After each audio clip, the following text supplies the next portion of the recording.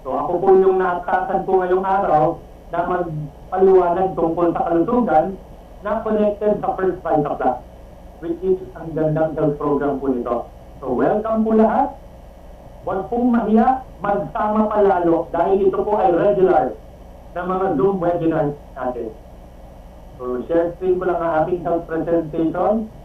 Nakikita ko po marami pong bago eh. Welcome po sa lahat ng mga bago. Ang important ay makita nyo may doktor talaga na naniniwala po sa First Vita Plus. So, I'm Dr. Richard Custodio, isang medical doctor and isa sa marami pong mga doktor na ginagawa po talaga ang First Vita Plus para sa kalusugan ng mga tao, lalo na prevention. Karamihan kasi ng mga doktor sanay na sa gamot, opera, no? Yung mga nasa hospital, nagpapatulong ng mga nagtutulong sa mga may sakit. Pero this time, ang importance ng First Vita Plus is tuturuan natin maging healthy ang mga tao. So, calling all leaders na and dealers na naman hindi lang tayo nagpo-promote ng health. Tayo mismo ay sana maging healthy. Yung magkaroon tayo ng magandang lifestyle na towards pag-aalaga ng ating katawan.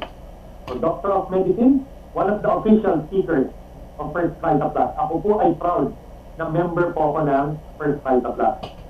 Konting background lang po. Dito na po ako sa Maynila lumaki. So, pangarap ko talagang maging doktor. Simula bata pa lang po ako. So, sinipagan ko mag-aral. Nagtapos akong BS Psychology sa Ateneo di Manila. Nag-medicine naman ako sa University of the East, Ramon Magsaysay.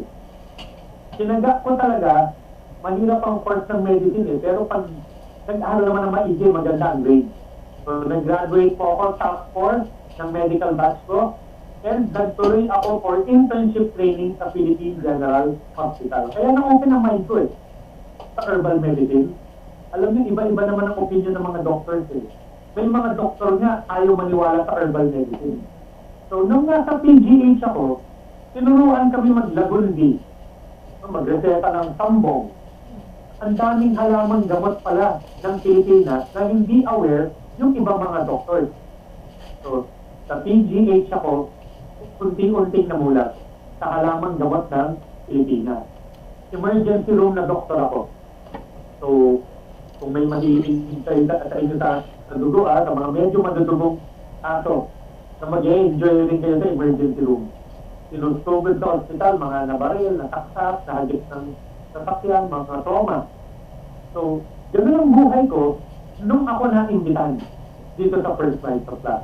Madali lang naman aralin eh, 5 gulay. Kinakain na natin dati pa. So, ako po ay same day, nung na-invite inaral ko na mabilis, sumali po ako as soon as possible. So, nag-design ako agad. August 8, 2005. Tagal ko na pala po dito, ngayon ko na naiisip na pagdating ng August 8 ngayong 2021, 16 years na pala po ako sa First Vita Plus. At no regret. Kahit maraming hindi naniwala sa umpisa, sarili kong pamilya, negative. Sayang daw ang pinag-aralan ko kung nandito daw ako sa First Vita Plus. Hindi ko pinagsisihan lahat yun. Nakita ko talaga ang ganda ng First Vita Plus, nag-decide ako. Tuloy-tuloy po ako dito hindi po ako titigil. So doon sa mga bago ko na naimbitahan ngayon, decide as soon as possible rin. Sana po sumali kayo dito sa programa ng First Vita Plus. Isa po ako sa mag-guide po sa inyo. So, Happy New Year pala po. Hanggang December 31 ang New Year, hindi lang January 1. Kaya ngayon ay day 113 na tayo. Out of our 365 days. Tandaan niyo po, New Year hindi New Day. Piligyan tayo ng another 365 days. Huwag naman natin sayangin ang blessing na binigay sa atin. I-maximize natin bawat araw. Gusto mo may magandang mangyari sa inyo this year? Hindi pwedeng overnight. Tatrabahuhin mo talaga bawat araw na binigay sa atin. So we have 252 days remaining. Out of those blessing na binigay sa atin, 365. And one of the best way to maximize yung taon natin seryosohin natin ang First Vita Plus. this year, sana po matulungan ko kayo maging mas healthier na. So, pag-usapan natin ang kalusugan, importante ito na ating kayamanan. Di ba may kasabihan na, health is wealth. Sa tingin ko, ngayon talaga equally important eh. Maraming nawawala ng trabaho, source of income. Open mind lang. Kahit hindi ka sanay, kahit baguhan ka dito, ang important, mag-try ka. Namaya, may sticker tayo para sa business side. Tapos, equally important dun sa income is yung kalusugan. Kasi pag nagkasakit tayo sa panahon niya, naku, nakakatakot. Kitang-kita ko ang health situation natin ngayon. Meron talagang lumalapit sa akin, no? Through text, through social media, na naghahanap ng hospital dahil 5 hospital na. Sinanggihan sila, fully booked, full capacity. Dahil sa dami na nagkaka-COVID-19, overwhelmed na ang ating hospital. Kaya kahit ibang sakit, connected pa rin sa problema eh. Kasi pag puno na ang hospital at emergency ang nangyari sa kapamilya mo, saan mo dadalhin? Grabe ang hirap ng ating situation ngayon. Kahit may pera, anong gagawin mo kung may sakit ka at wala kang mapuntahan? So, important talaga maging healthy, lalo na po sa panahon ngayon. So, sa tingin nyo po, ano mas worse? This year or last year, pagdating sa COVID-19? Kitang-kita nyo naman ang mga numero eh. Mag-ingat pa rin po kayo, times 2 and times 3 pa nga eh, hintan. Ang number of new cases ngayon, mas nakakahawa ang mga bagong variants ng COVID-19. So, mas kailangan natin seryosohin ang pagiging healthy. So, di ano pa rin be aware pa rin sa mga safety protocols, sumunod tayo, social distancing, huwag lumabas kung hindi kailangan, face mask, face shield, tapos hand washing, yung mga sanitation, meron na tayong protective, di ba? Yung mga alcohol lotion, sanitize, antibacterial soap. So, tinutulungan talaga tayo ng first one. Tapos, ang ganda ng mga produkto na lumalabas sa atin para makatulong tayo sa kalusugan. So, this is the perfect time. Alam niyo yung mga bago, ito ang panahon talaga na pumasok sa health business. Doon sa mga dati ko ng kasamahan, ito ang panahon na dapat ito doon talaga. Kung last year, 5 years ago, 100% ka, I would recommend 200% effort sa amin. Bakit? Kasi ito ang mas malaking chance natin magkaroon ng impact sa kalusugan. Kung kailan open-minded ang mga tao sa konsepto ng health. Dati kasi sobrang busy. So, trabaho, tutok sa trabaho, overtime, minsan napapabayaan ng katawan. Aluin mo ng kalusugan. Medyo matigas ang ulo eh. Wala akong time sa ganyan. Sa Canada, ganyan. Kahit ako talaga nangungulit. Binabaliwala eh. Ngayon, ang focus ng mga tao kalusugan. Kailan kang magiging mas matipad? Now is the best time. Kasi pag nawala na ang pandemya, nasa iba't ibang focus na ulit ang mga tao. So lahat naman ang nangyayari, may positive side. Ang nakikita kong kagandahan na yun, natututo talaga tayo alagaan ang ating kalusugan. So with that, focus tayo sa kalusugan na yun. Walang gustong magkasakit, pero maraming sakit na gustong pumasok sa ating katawan, literally everywhere. Hindi titigil. Hindi lang naman COVID-19 eh. Milyon-milyon ang germs sa labas, microbes, bacteria, no, pagtagulan. Pagkatapos ng summer, dumadami ang leptospirosis. No, tapos all year round, ang dengue hanggang ngayon nga. Tuloy-tuloy na, dati seasonal, ngayon parang ang dengue. Laging meron. So marami tayong mga harmful agents na gustong pumasok sa ating katawan. Dagdag mo pa yung artificial na mga chemicals, pollution, sa hangin, toxins, na pag nakapasok sa ating katawan, nagkukos ng iba't ibang paninira or damage. Kaya very important na palakasin mo ang best doctor mo. Sino yun? Your immune system. Kasi kahit tulog ka, pag malakas yan, hindi natutulog. Protektado ka 24/7. So yun ang point kung bakit kailangan natin maging healthy. Bakit mo kailangan tumigil sa paninigarilyo? Bakit kailangan maging mas conscious ka sa kinakain mo? Bakit kailangan mag-exercise ka? Kasi lahat ka nakakatulong sa immune system. Mamaya, iisa-isahin natin kung paano palakasin ang immune system. Punta muna tayo sa mga kalaban natin. Ano ba ang usong sakit sa Pilipinas? According sa Department of Health, causes of death. Kung Pilipinas to, ang number 1 sakit sa puso at ugat. Yan ang pinakamatindi nating kalaban. Nagbabara ang ugat dahil sa cholesterol, heart attack, stroke, high blood.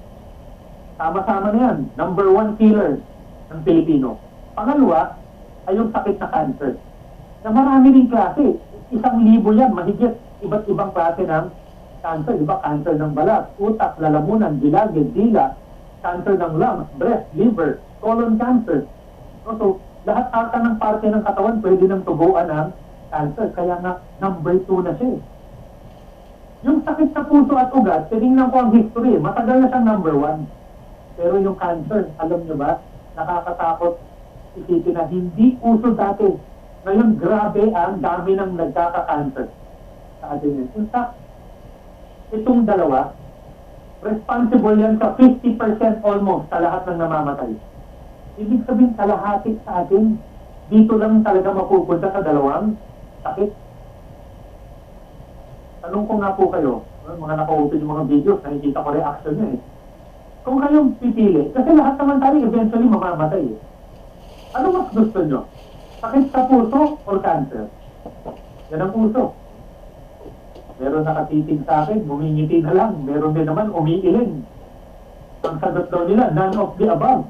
Eh, sino ba naman nagugustuhin yan kahit alin dyan sa dalawa? So ang tamang sagot ay none of the above. Kung pwede nga lang talagang huwag tayong magkasakit hanggat magkasobrang edad na.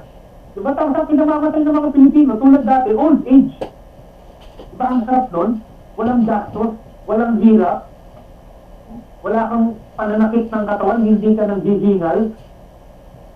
Grabe talaga ngayon, kahit ma-admit ka, ang expenses, mababaon tayo sa utang. Kasi grabe ang hospital bills.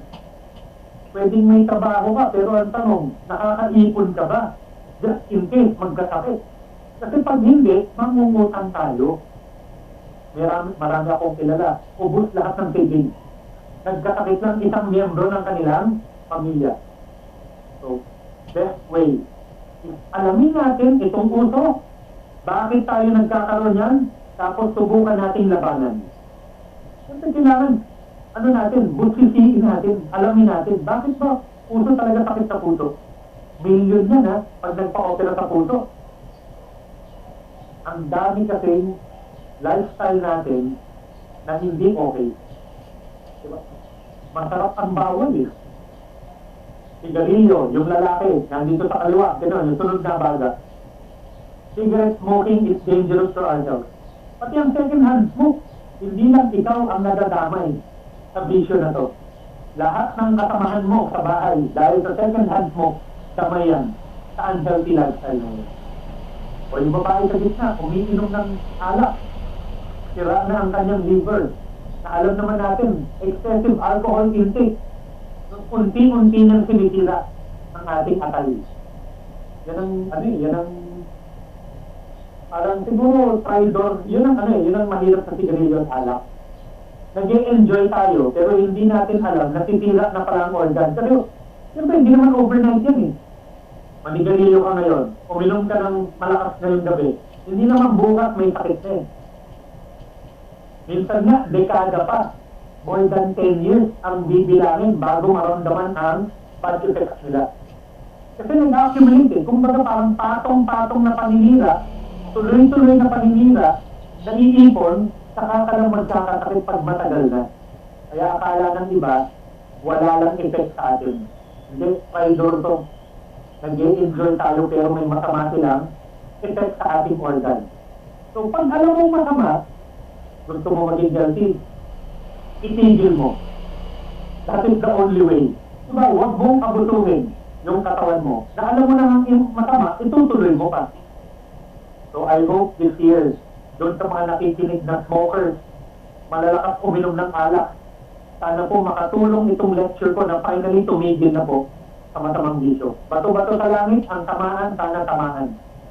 O meron pa tayong pangatlo, yung babae sa kanan, kumakain ng iba't ibang kulay ng mga pagkain. Ito po ay simbolo na ang pagkain natin ngayon, tagtad na or siksik na ng puro artificial. Pag sinabing artificial, yung mga chemicals na kadalasan nakakasama sa katawan. Preservative, food coloring, no? Iba't ibang mga flavoring, mga additives na hinahalo. Ang layo ng pagkain dati sa pagkain ngayon. Kung dati, banana cue, banana chips, ngayon, chichirya, na pag kinagat mo, hangin lang ang laman. Puro mga flavoring na artificial, kaya nauso na ngayon ang colon cancer at cancer sa ibang parte ng bituka. Nakikita nyo ba ngayon? Ang dami nagkaka-cancer, dila, gilagid, lalamunan, tiyan, colon cancer, cancer sa puwet. Lahat yan ay daanan ng ating pagkain at inumin. Alam nyo ba, hindi uso ang colon cancer dati? Ngayon, ang colon cancer, hinigitan na niya ang breast cancer. Dati talaga, lung cancer at breast cancer ang nangunguna pagdating sa cancer. Ngayon, hindi, lung cancer and colon cancer. Kaya nakakatakot rin isipin na ang buhay ng tao ngayon ang nagkukos ng sakit rin. Tayo rin may kasalanan eh. Sino mo mga diet natin? Ewan ko lang kung hindi ka matakot sa colon cancer. Dati nating presidente, kahit may pera, walang nagawa ang milyon niya. No, namatay dahil sa colon cancer. So, ito talaga yung diet, yung nakikita kong malaking problema ngayon. Kailan nyo ha, bata pa lang, usual snacks today, cookies, chocolate, chichirya, junk food, potato chips, yung nasa gitna, soft drink. Iba't ibang klase ng mga pagkain na ang sustansya wala namang nabibigay. Pero pag nagpa-children's party tayo, sigurado ako masaya ang mga bata. Bata pa lang sanay na kumain ng mga hindi okay na pagkain eh. Nabubulok tuloy ang ngipin, bumabagsak tuloy ang immune system. Nakikita nyo ba mga bata ngayon, laging may sipon, laging may ubo, hindi na nakakalaban ang katawan eh. Kaya pag nagme-medical mission ako, sinecheck ko talaga yung leg. Ang daming mga bata, puro matitigas na kulani na dito sa kanilang leg. Dahil sa tagal na nakakapitan ng iba't ibang sakit. So, mahina ang immune system dahil kulang ang sustansya na nakukuha. Ano pa? Mahilig tayo sa mga makokolesterol. O lechon. Ipata, wala dyan eh. Hindi ko na nasama kasi kulang na yung space. Bulalo. So, ang dami nating mga matataas sa kolesterol ng pagkain. Sisig, fried chicken, chicharong bulaklak, so, hamburger, french fries, di ba? Fast food. So, itong mga pagkain na to, matataas sa kolesterol na uso halos sa buong mundo. Tagtag na tayo ng fast food chains eh. At dahil mataas sa kolesterol, pwede talagang makonect yan sa heart disease. Lalo na pag yung bad cholesterol ang pinag-uusapan ko. So, diba? Lechon. Unang nauubos, balat. Pinaka-makolesterol na parte ng lechon, balat. Uunahin pa talaga natin ubusin. Pag-usapan natin ang bad cholesterol. Dalawang klase yan ha. Trans fat and saturated fat. So, wag lang kayong limit sa ang alam nyo bad cholesterol. Medyo maging mas detalye tayo. So, dalawa yan ha. Huwag kayong kakain ng trans fat and saturated fat. Bakit important ito? Na matutunan nyo yung terms na to. Kasi hindi naman lalagay ng food manufacturer sa kanyang package bad cholesterol. Sige, gusto mong umiwas? Check mo sa supermarket. Wala namang produktong may nakalagay bad cholesterol eh. Ano nakalagay? Trans fat and saturated fat. Kailangan maging smart ka na. Huwag kang pipili pag ikaw nag-grocery, pag merong ganyan. Alamin mo dapat kung ano yung iiwasan. O, yung mga example hamburger, french fries, pizza, donuts, lalo na yung mga matatamis. May matamis na topping, di ba, yung sa taas. Tapos pag kinagat mo, yung may mga donuts pa nga, tutulong pa yung sobrang tamis sa gitna. Kahit matamis yun ang tawag doon, trans fat. May tabak ka na nagbibigay ng iba't ibang sakit kasi bad cholesterol. So ngayon, alam nyo na yung dalawa. So kung pwede nga, picture nyo yan eh. Para alam nyo talaga yung iiwasan next time bumili kayo sa supermarket. Ano ba yung trans fat? Ito ay isang hydrogenated fat. Kadalasan, na iba ng anyo niya, artificially made nung ginawa yung pagkain yan. Most harmful kind ng bad cholesterol. In-underline ko dyan, sana po malinaw po sa inyo kung anong sakit ang pwedeng ibigay ng trans fat. Diabetes, cardiovascular diseases, cancer. So, tatlong matitinding sakit na usong-uso ngayon ang pwedeng ibigay ng trans fat. Tandaan nyo, tabak to pero connected siya sa blood sugar.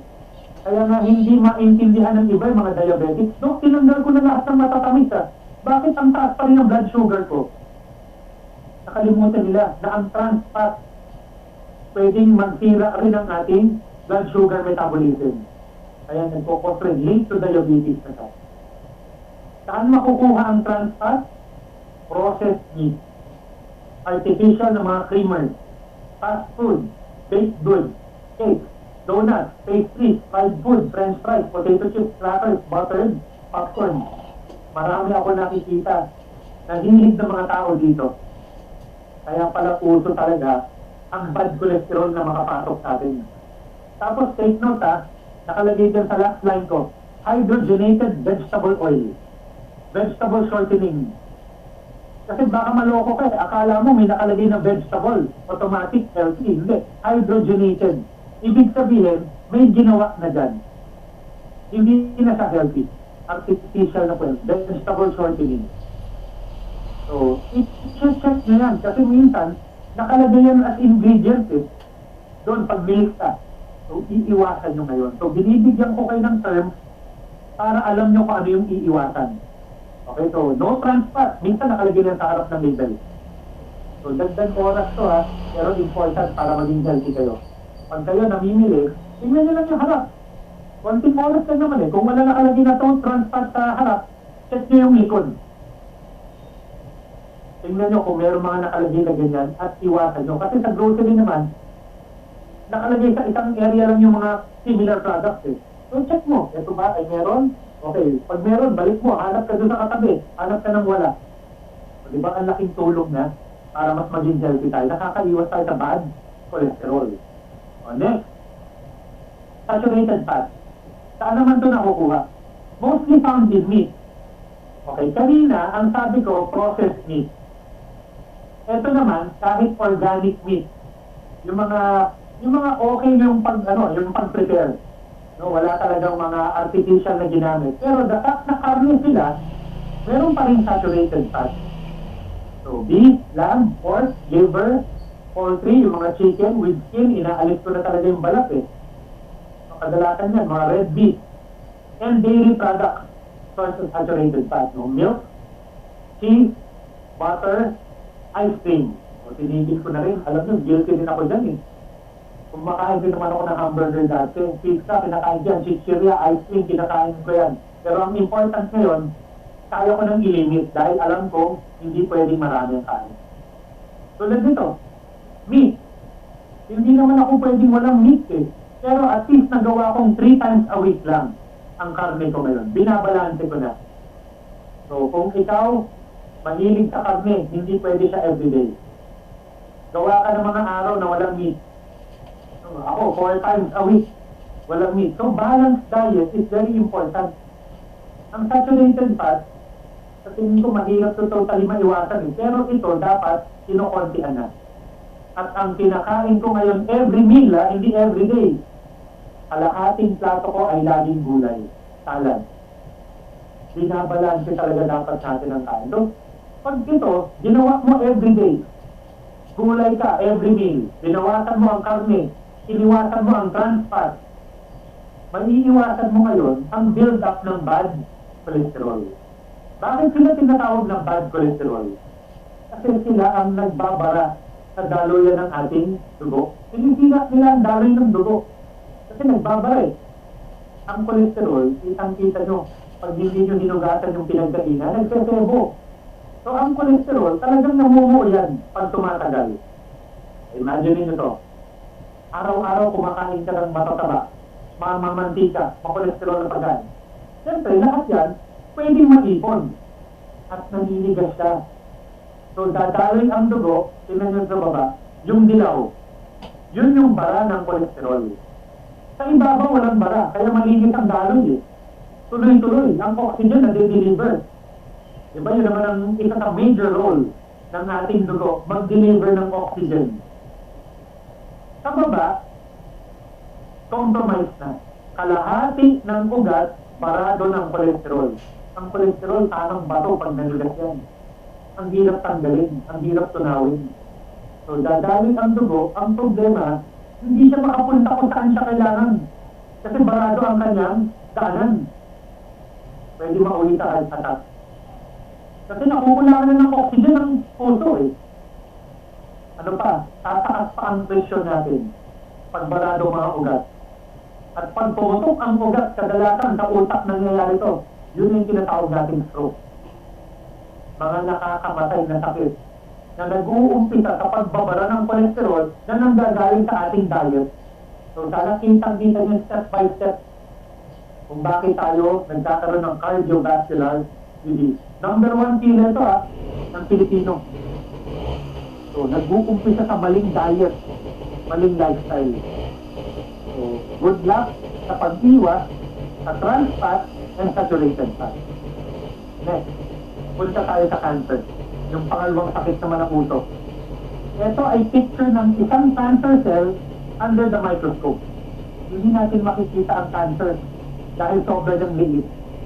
So, bilog pala ang katawan, highly magnified na to electron, microscope. Kaya kitang-kita ang shape ng ng cancer cell, pati structure niya. Marami pala siyang galamay. Kaya pala ang cancer, may kakayahang pumalat kasi nakakagapang siya. Hindi mananatili sa isang lugar ang cancer. Kaya may tinatawag tayo na yung cancer nakaspread na. In-invade na niya ang ibang organ. Diba? Stage 4. May metastasis na. Kasi tinan niyo naman ang structure niya. Gumagapang siya talaga. May galamay. At ang nakakatakot, ang bilis niyang manganak. Bigyan mo ng 3 buwan. Itong isang to magiging million yan. Kasi manganganak niya ng manganganak. Kaya nga, ang cancer, pwedeng ma-overwhelm ang katawan natin. Pag umpisa, wala ka mararamdaman. Pero pag kumalat na, nanghihina na, bedridden ang pasyente. Nakakita na ba kayo na may cancer sa baga? Sabi, naka-oxygen na kami, todong oxygen. Inihingal pa rin. At pag umubo, dugo na yung lumalabas. Kasi kinain na pala ng cancer ang kanyang baga. Walang organ na ligtas sa cancer. Kaya ng cancer sirain kahit buto. Pinakamatigas na parte ng katawan na natin yun So ganito katindi yung cancer cell. Kahit anong parte ng katawan, kaya ng sirain. Delikado. Pag dumami, anong chance nating makalaban? Usually may taning na yung pasyente. Yun yung mga talagang hindi na makabangon, payat na payat. Naka-oxygen na ng todo, pero unti-unting nanghihina pa rin. Kasi tuloy-tuloy talagang kumakalat ang cancer sa loob. Stage 4 na cancer. So, na-overpower na niya yung katawan. So, ang pinakamaganda sa cancer is huwag sana tayong tubuan ng cancer. Anong mga pagkain ang iiwasan natin para mababa ang risk natin to develop cancer? So, hindi lang basta puro gulay tayo ng gulay. Oo, healthy yan dahil masustansya. Pero may mga cancerous na pagkain na dapat natin iwasan. Tulad ng processed meat. Pang ilang beses mo nang nakita ngayon sa lecture ko, yung pizza at hamburger na to. Toppings, diba andyan? Pepperoni, bacon, processed meat yan Hotdog, uso sa mga bata. 12 hotdogs a month can increase the risk of colon cancer. E paano kung anak mo? Halos araw-araw nag-hotdog. E di more than 12 na yun. Kaya nga may mga bata ngayon, early 20s, nagkaka-colon cancer na Grabe pala ka mali. Pag ikaw na gusto sa processed meat, kailangan itigil mo na yun. Maling-mali ang pagkain ng processed meat. Yung pampapula, ang daming chemicals na hinahalo. Sodium nitrate, sodium nitrite. Yung hotdog, pag binaba mo sa platito, yung pula niya, bumababa rin sa mantika, kasama nakikita pa akong iba't ibang sausages, yung ham, bacon, tocino, marami tayong karne na dumaan sa proseso.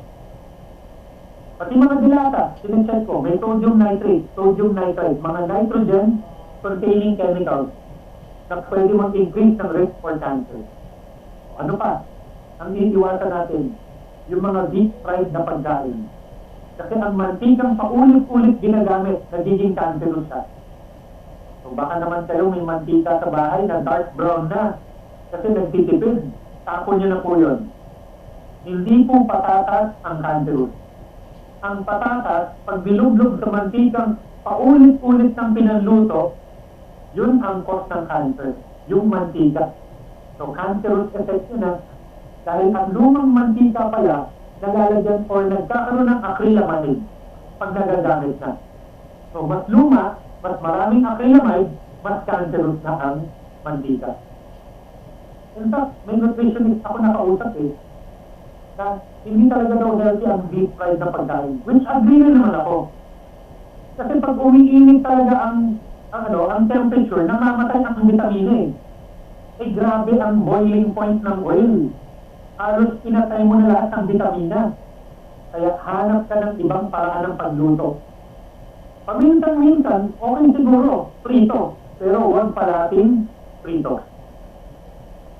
Nakakatipid ka na sa mantika.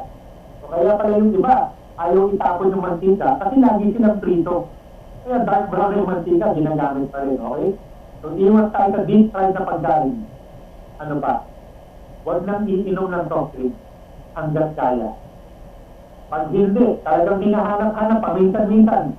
Okay na yung madalang. Yung pag may special occasion, may birthday, o sige, pwede. Pero huwag na naman yung pag nakuhaw ka, yan kagad ang iinumin mo. May mga tao, ginagawang tubig ang soft drink. Mataas sa sugar, acidic, pwede mabulok ang ngipin, hyperacidity, ulcer, UTI, kidney stone, diabetes, cancer. Ano pa bang sakit ang madadagdag dito para itigil nyo na po? Diba ang dami ng nalink na sakit sa soft drinks Pero bakit ayaw itigil ng iba? Kasi aminado naman tayo, ang sarap ng soft drinks Kaya buti na lang may First Vita Plus.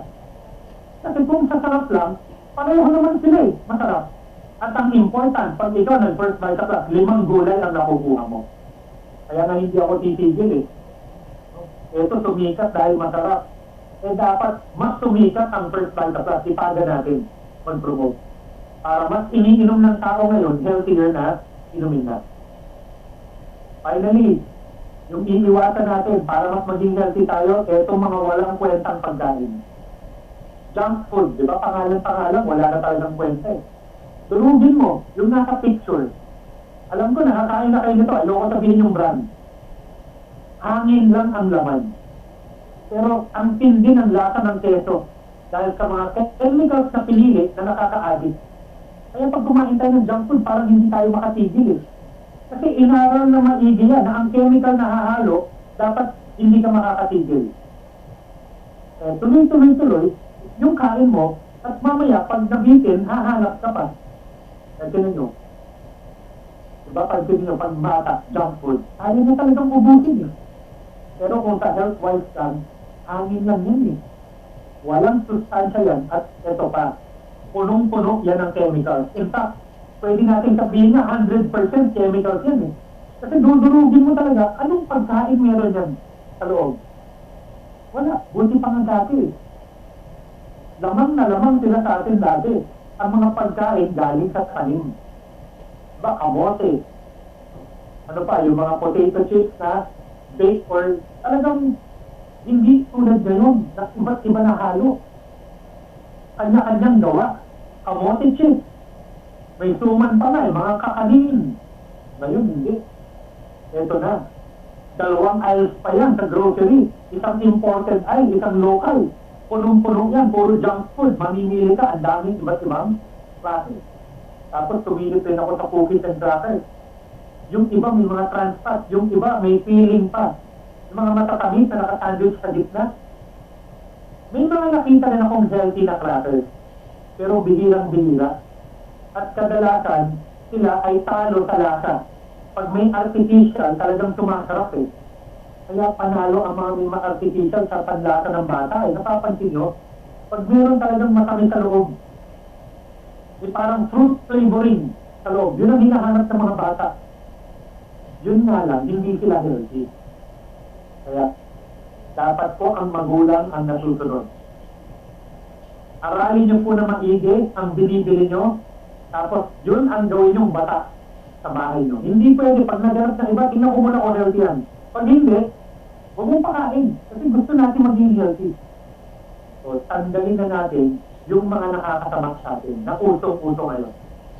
Nagbibigay sila ng mga sakit tulad ng heart disease and cancer. Kaya pala number 1 at number 2 eh. Hilig natin to eh. So ngayon, pag mahina na ang katawan, marami ng senyales. Ubo, sipon, laging nahahawa. Ilang taon na, yung halak, andun pa rin. Paulit-ulit yung hika. Feeling mo ba parati kang pagod? Pag nag-exercise, ang tagal ng recovery. Ito mga senyales to na mahina na ang immune system. May mga allergy sa ilong, lalamunan, or allergy sa balat. Nadalasan yan, hindi naman virus yan eh. Immune system problem yan. So, pag pumunta ka sa aircon na room, galing sa mainit, tapos nagkakatipon ka, hindi virus yun. Sensitive na yung iyong ilong. Allergic rhinitis na yun. O kaya mga sensitive skin, o kaya sensitive na bituka. Maselan ka naman sa pagkain ngayon. Diba, may mga nagtatanong sa akin, Dok, bakit pa kung kailan ako nagkaedad? Doon pa ako nagkaroon ng allergy sa mga pagkain. Yung dati nakakain ko to, ngayon hindi na, parang kinakabag na ako. Baka humina na ang immune system mo. Pwede mangyari kasi ang bituka natin, tagtag ng immune system eh. Kaya pag humina ang immune system, kadalasan humihina ang panunaw natin, yung ating intestinal tract, yung digestive system natin. Kaya kung ikaw maselan sa mga pagkain, nakakain naman ang iba, okay sila. Ibig sabihin, bituka mo na yung may problema. So, may mga signs na kailangan na natin palakasin ang immune system. Paano? Important to, prevention is better than cure. Kaya, punta tayo sa solusyon. Paano maging ganito ang ating katawan? Yung mismong siya mismo ang lumalaban sa iba't ibang sakit. 6 ways to boost your immune system. Number 1, kung may bisyo ka, itigil mo na. Hindi na ako titigil. Sa pagkontra ko sa paninigarilyo. Ano pa? Yung pag-inom ng alak, tulad ng soft drinks, huwag regular. Hanggat maaari nga, kahit may birthday, kahit may celebration, huwag tayong ininom eh. Pero pag in case na hindi mo talaga maiwasan, moderate lang dapat ang inom, huwag todo. Doon sa paminsan-minsan at bihira mong inom, huwag mong ito todo. So drink moderately, 2 bote ka lang ng beer, 2 glass ka lang ng wine, o kaya kung mahilig ka sa matatapang, yung mga 40% alcohol. Kasi doon namin kinocompute sa alcohol content. 2 na shot glasses ka lang kung mahilig ka doon sa matatapang na klase ng alak. Yun ang moderate. So, ang sigarilyo, totally itigil na. Tapos ito, as much as possible, itigil rin. Kung hindi, o sige, drink moderately. Itigil natin ang unhealthy habits. Number 2, mag-exercise every day. Ako, ito talaga, ito sa pinaka-didiin ko dito. Ang daming health benefits ng exercise. Kaya nga kahit na stroke, pinapag-exercise pa rin namin eh. Hindi porket may sakit ka, ibig sabihin exempted ka. O baka may mga nakikinig sa akin na may sakit ka, consult your doctor, magpa-recommend kayo ng proper exercise para sa inyo. Pero hindi pwedeng walang exercise. Ang tawag ko nga doon sa exercise ng may stroke, physical therapy. Kasi ginagalaw-galaw sila. Hindi pwedeng walang galaw ang katawan. Lalakas ang muscles. Titibay ang bone. Diba? Bibilis ang reflexes. Gaganda ang heart. Gaganda ang daloy ng dugo. Malayo tayo sa sakit sa puso. Diba? Lalo na kung may history na kayo sa pamilya. Yan ang panlaban natin. Regular exercise. Minimum 30 minutes a day. Alam nyo ang exercise, para maging effective kailangan 30 minutes. Every day yan. Kaya hanap kayo ng exercise na ine-enjoy nyo dapat. Kasi gagawin nyo regularly yan eh. Hindi pwedeng nagsasawa kayo. So marami naman online eh. Kung kayo hindi mo na pwedeng lumabas dahil high risk kayo, exercise at home. Mag-follow kayo ng video. Sa Google, napakaraming klase ng exercise na hindi nyo na kailangan ng instructor na ang mamahal. Sundan nyo lang yung video. Nakaka-exercise na kayo. Gusto nyo, i-post nyo pa sa TikTok yung exercise nyo. Bahala kayo. Basta ang important, nag-exercise. At alam nyo ba, sa pagpapawis natin sa exercise, natatanggal ang toxins. Yung mga chemicals na nag-ipon sa katawan, nare-release yan pag namawis tayo. Kaya ang exercise ay may anti-cancer effect. Gising ang buong katawan, pati immune system, napapalakas ng exercise. Tigil ang bisyo, mag-exercise every day. Ano yung pangatlo? Minimize stress. Grabe makapanghina ng immune system ang stress. Kaya kailangan natin maghanap ng mga relaxation activities.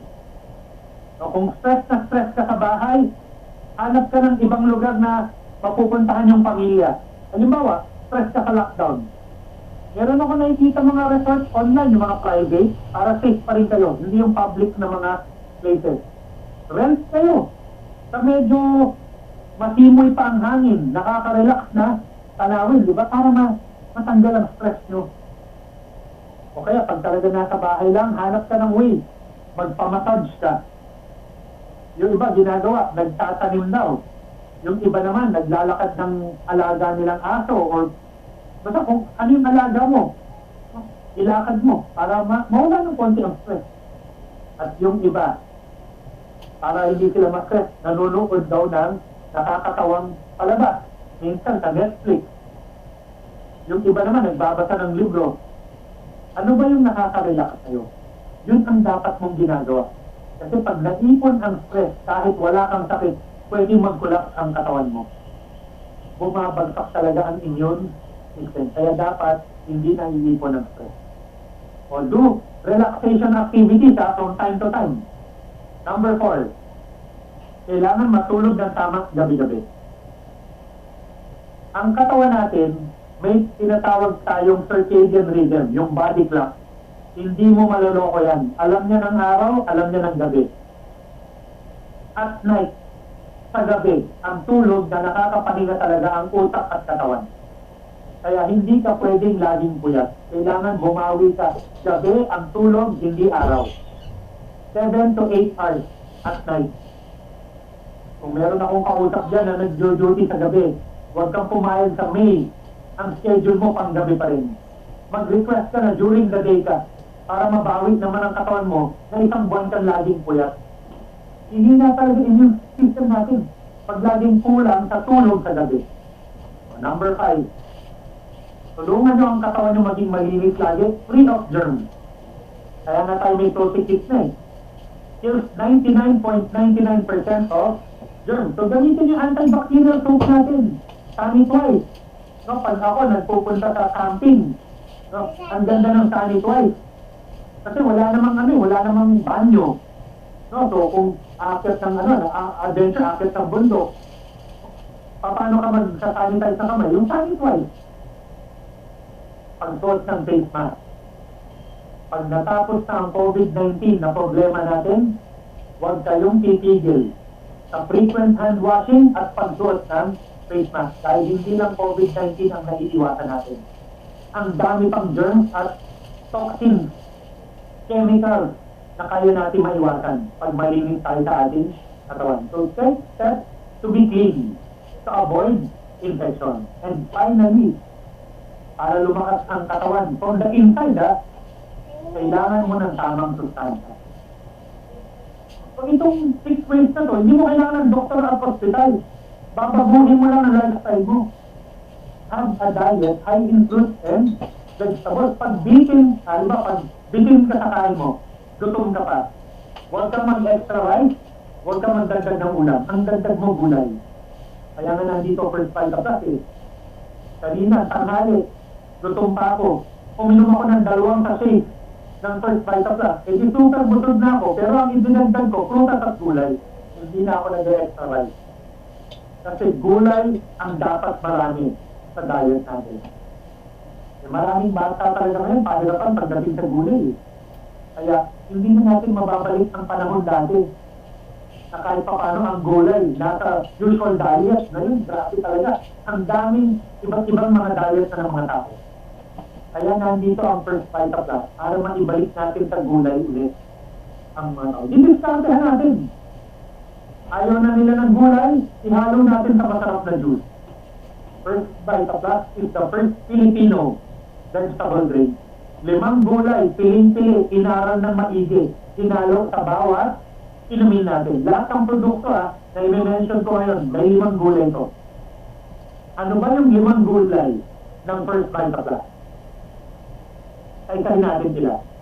Malunggay, dahon ng sili, saluyot, uray, talbos ng kamote. Para mag-boost ang ating immune system. Lumakas ang panglaban natin sa sakit. Pinakamasustansya dyan sa 5, yung malunggay. Ang malunggay ang number 1 ng Pilipino. The most nutritious plant in the Philippines, one of the most in the whole world. 7 times the vitamin C of orange, 4 times the vitamin A of carrot. Ang gatas sumikat dahil sa calcium, di ba? Alam ng karamihan, calcium yan eh. Pero alam niyo ba, malunggay, 4 times ang lamang calcium kumpara sa gatas. 3 times potassium of banana, 2 times protein of yogurt. So very well researched to Kinumpara ang malunggay sa iba't ibang masusustansyang inumin at pagkain. Talo sila lahat ng malunggay. Kaya ang tawag ko sa malunggay, ang tawag ng ibang Filipino scientist, the powerhouse of nutrition, the miracle tree. 300 sakit ang total, mahigit pa. No, may mga studies pa ngayon na dumadagdag pa eh. Kayang tulungan ng malunggay. Kaya ang miracle tree yan eh.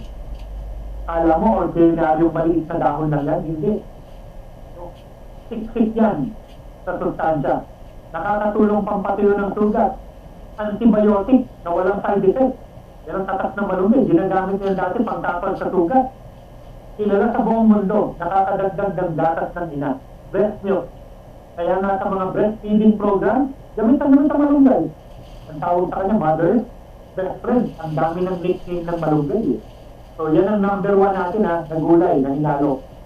Number 2, dahon ng sili. Isabay mo pa yung exercise mo everyday. Ang dahon ng sili, pampaganda rin ng daloy ng dugo. Mas malayo ka sa heart disease, high blood. So, important yan lalo na kung meron na kayo sa lahi, prevention na tayo. Nakakatanggal rin ng pananakit ng katawan, yung dahon ng sili. Nakakatulong sa may headache, migraine, ano pa ba, dysmenorrhea, arthritis, no, marami na rin tayo natulungan. Mga iba't ibang klase ng arthritis, including yung gout. Yung mataas ang uric acid. No? Napakasakit nun pag tumatake ang gout. Natural energy booster rin ang dahon ng sili, pangdagdag ng enerhiya. Number 3, na gulay. Saluyot. Ito, ayaw talaga kainin ng iba kasi mukha daw laway. Totoo naman eh.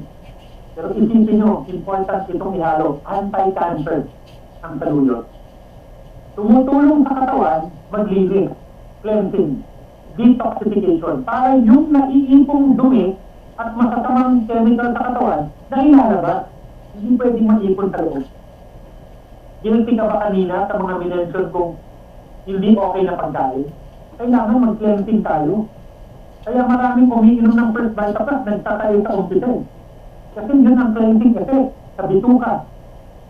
Hindi yung pagtatay na parang may sakit yung pagtatay na pagkatapos, mas feel good tayo. Nilalayo tayo sa colon, cancer, kasi nanginginis ang bowels eh. O ano pa, yung iba ihi ng ihi. Tayo na cleansing rin yun maganda sa daluyan ng ihi, yung panay-panay na ihi na, lalo na pag-cleansing effect. Malayo tayo sa UTI. Decrease ang risk for kidney stone. Diba? Ang opposite to yung nagpipigil ng ihi. Talagang prone na mag-UTI yung mga yun.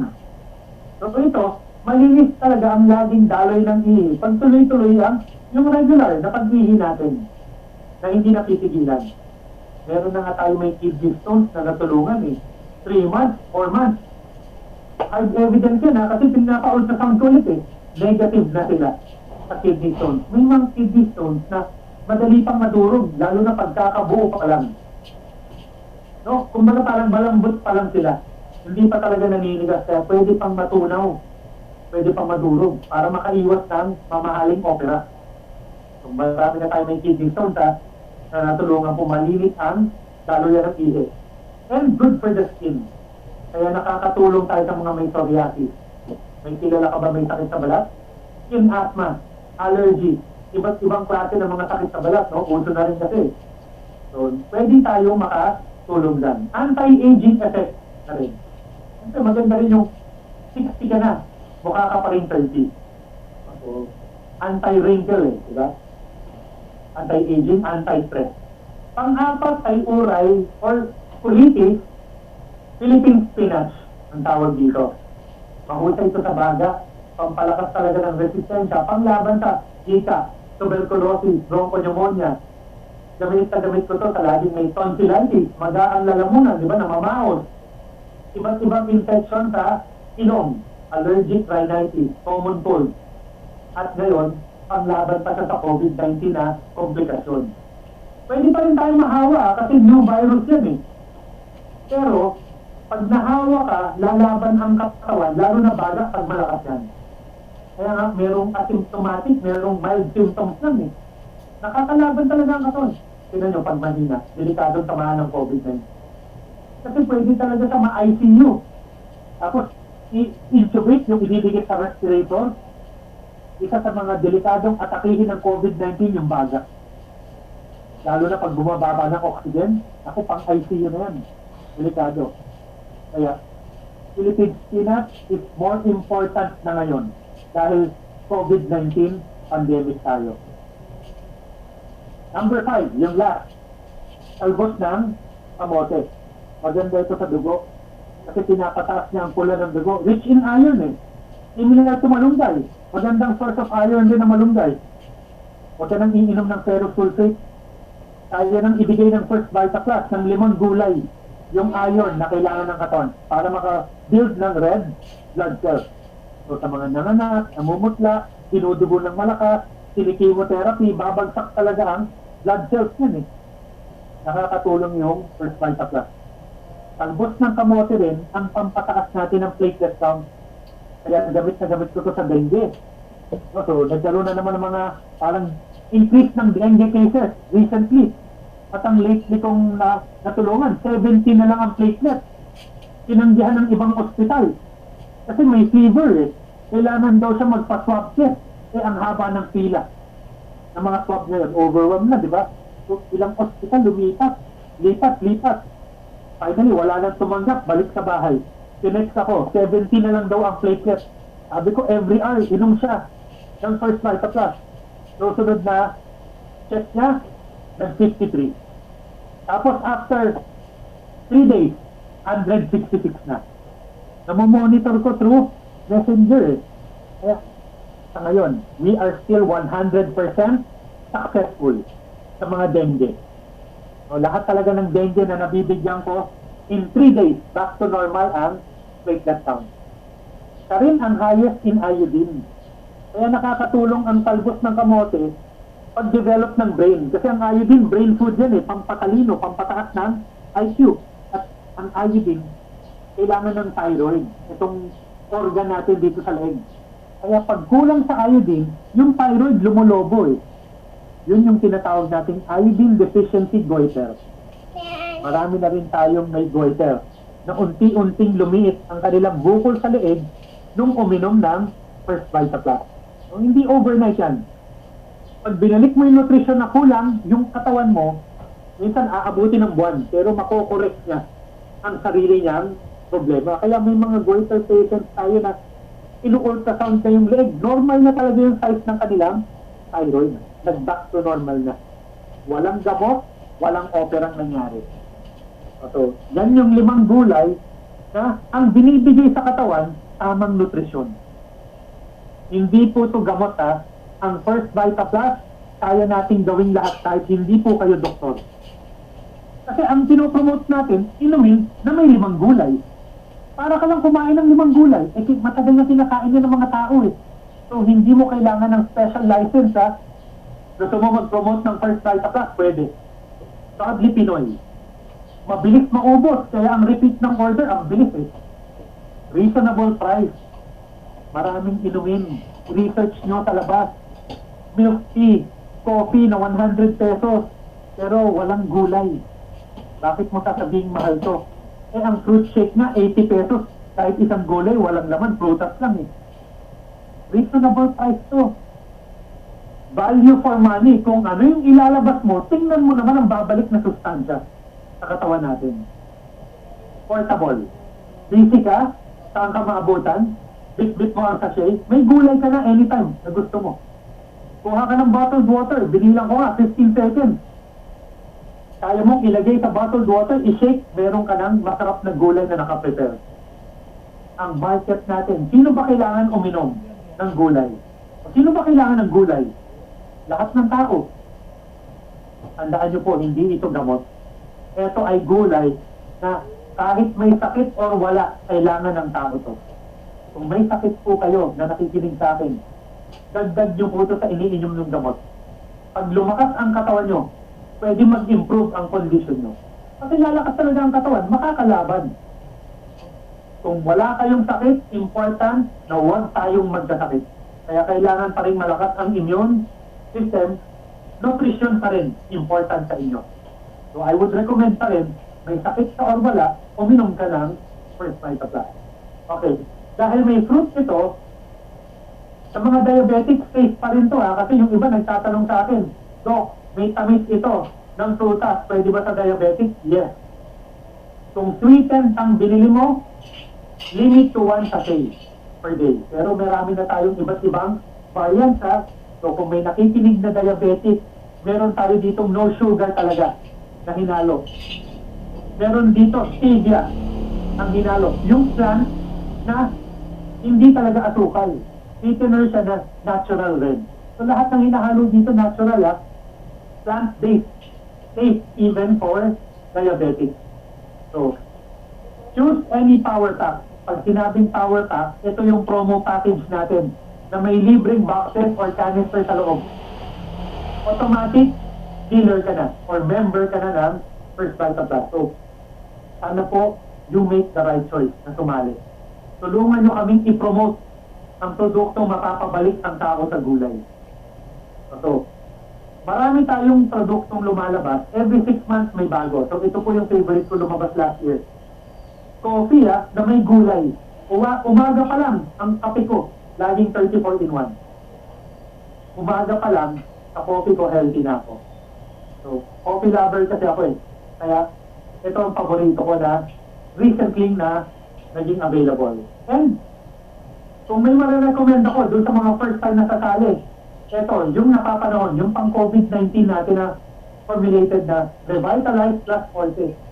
Kung kayo, first time yung bibili, I would recommend it. Fortified with vitamin C and zinc. May 5 gulay din siya. Kasi ito ang napapanahon. Ginagamit ko na to simula last year sa mga nagko-COVID positive. May mga testimony na tayo Ito si Maria Loresca. 16 days fully recovered with the help of First Vita Plus. Usual, 1 month ang recovery. Yung iba 3 weeks, nagpapatest ulit, positive pa rin Ito wala pang 3 weeks. Nagpatest siya, negative na. Ang bilis ng recovery. Sino pa? Si Armand Jacobo.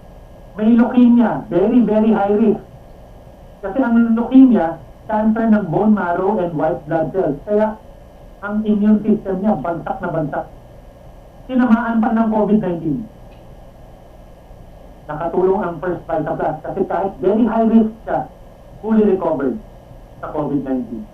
So, di ba? Kung ganito ang nagagawa ng produkto, maiintindihan nyo kung bakit ako, doktor, hindi ako titigil mag-promote ng First Vita Plus.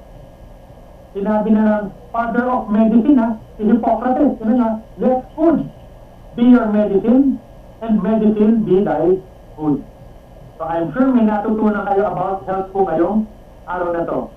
So next naman ay yung business side. Okay?